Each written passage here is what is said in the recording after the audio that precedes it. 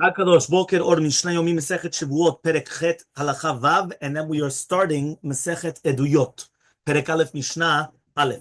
Right, that's the next one. You got it online, right? Okay, page 131. Vav Mishnah Vav Echan Shori 6. Where's my ox exactly? Where's the ox that I lent you? Amalo Eni Yodea Matasach. לא יודע מה אתה מדבר. Yeah, מה תסך? Yeah, והוא שמת או נשבר או נשבר או נגרב או עובד. Now again, remember, it either died naturally, it was broken by wild animals, captured, stolen, and lost. So he comes down, and this is a borrower. Remember, it's a shoel, right? So he borrowed it. So he comes down and he tells him, Mashpiachani, I make you swear. He says, yes, he swears. Chayav, he's going to be obligated to bring the Korban Hashem and to pay the extra fifth. Why? Because by saying that he never borrowed it, he would have been patur, but he lied. So therefore he's going to be Chayav. Elmaleh noseh sachar, if he tells a noseh sachar or socher, a renter or a paid watchman, a paid guardian, Hechan chori, where's my ox? Amalo met, he says it died, and really bemet, it didn't die. It was captured by animals, or it was captured, it was killed by wild animals, it was captured by bandits.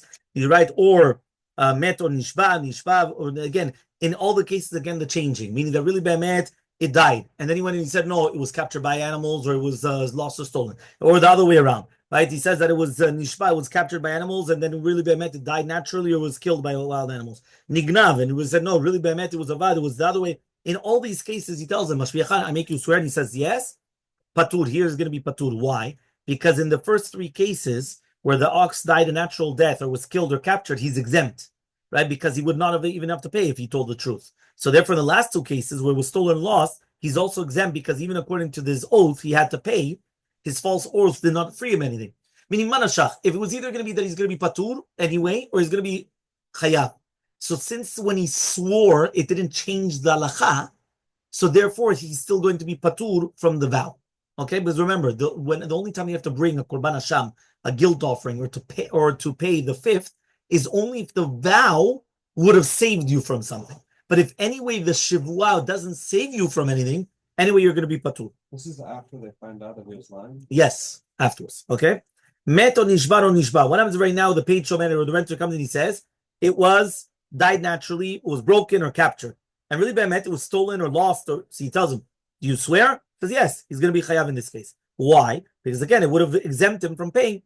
Avad or nignav, if he says it was lost or stolen, and really bemet, it died, or it was captured or whatever, he tells him to swear, he's going to be patur. Because if he would have told the truth, he would have been patur. Zeh kelal, this is a general rule. Okay? The general rule. If you change from an obligation to obligation, or patur to patur, right? Or a ptur to a chova, you're going to be patur.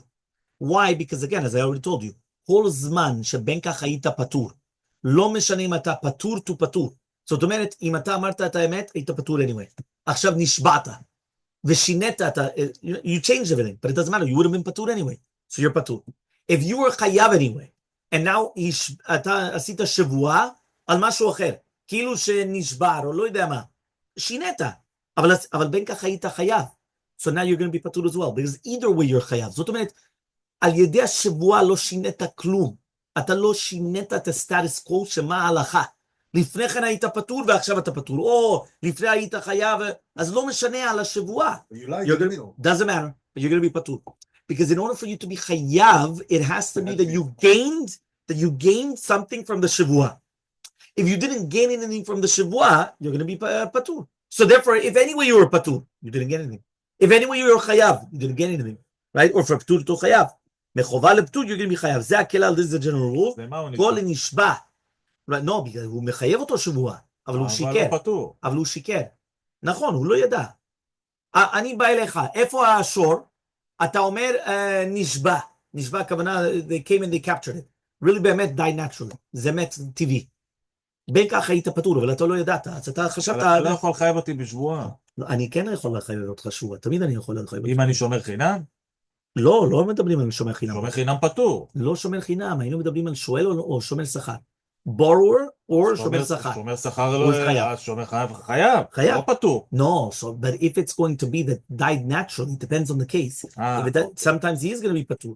Or, for example, כמו שאתה אומר, בוא נגיד it was going to be חייב. Let's say it's a שואל, a borrower. Anyway, it would have been חייב. אז השבועה שאני עושה אותך לעשות שבועה, זה לא משנה משהו. But anyway, you're going to be פטור, you're going to be חייב. כל הנשבע להקל על עצמו is going to be חייב, להחמיר על עצמו is going to be patur. And we finished with Shevuot. Now we're starting Eduyot. Eduyot, Perek Aleph, Mishna Aleph.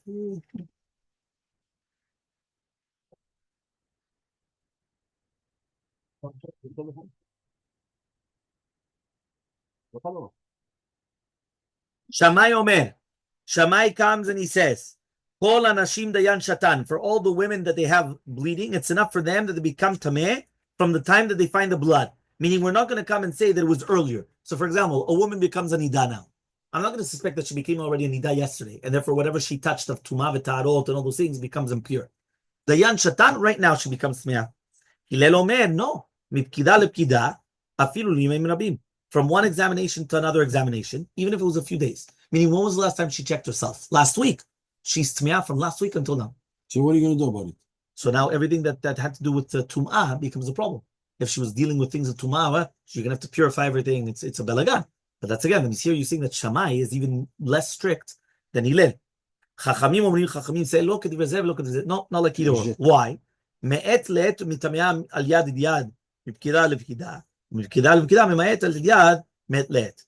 You go by 24-hour periods. The 24-hour reduces between one examination and another examination. Meaning if she only examined herself a few hours ago, so therefore you go from the last examination. But if she did it for 3 days ago, metlet, 24 hours. So the metlet is minimizing from the pekida to pekida, from one examination to another examination. Or the examination to the examination is going to minimize metlet. So if she checked herself 2 hours ago, she's only tmeah from 2 hours ago, not before. I don't go 24 hours backwards. So the 24 hours or the examination, each one minimizes the time that she's anida. Next, kol isha sheyesh la veset, if a woman has a fixed period, tayashata. I say that whatever it's going to be, that she's going to see it. Yeah? He comes and he says, am shameshet. Yeah, he comes and he says this, am shameshet be'edim. So he says, if right now she's going to be mishameshet be'edim, so he says that ezek kida. Mishameshet be'edim means that she has relations. Every time that she's having relations, she's checking herself. So she's checking herself. That's like a kida. So again, the pulse relations is going to reduce from the 24-hour period, whether it's going to be between one examination and another examination, and therefore you're not going to have a problem. But so she had relations last night. So now she checked herself yesterday in the afternoon, but she checked herself last night for the relations. So for that's going to minimize the 24-hour period, and then she's only going to be tmiyah from after last night, from after the relations onwards, and then I'm not going to say that it happened from the day before. That's it.